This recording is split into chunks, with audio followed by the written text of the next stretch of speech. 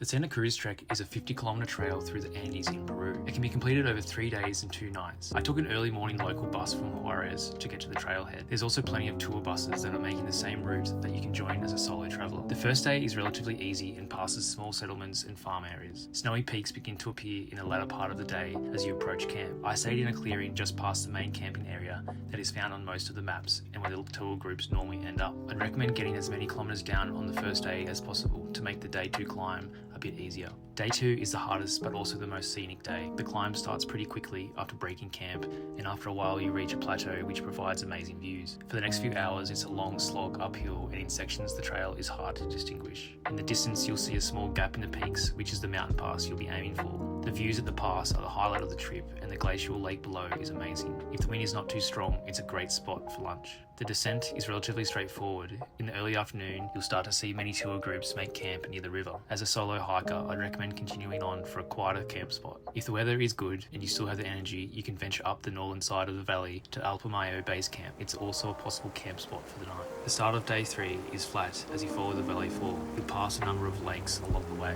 As the flowing river starts to accelerate, the decline begins, which is long and tiring. This section is not overly enjoyable or spectacular. After several hours, you'll arrive at a small village called Cachapampa, and you can arrange a lift with a local bus to the larger town of Caraz. The drive from the end of the trail to Caraz has amazing views, but is also terrifying with massive sheer drops. From Caraz, there are frequent local buses back to Juarez. The Santa Cruz Trek is a fantastic multi-day hike that is not difficult to complete or organise. It's also a great lead-up hike to bigger trails you may want to do in the region.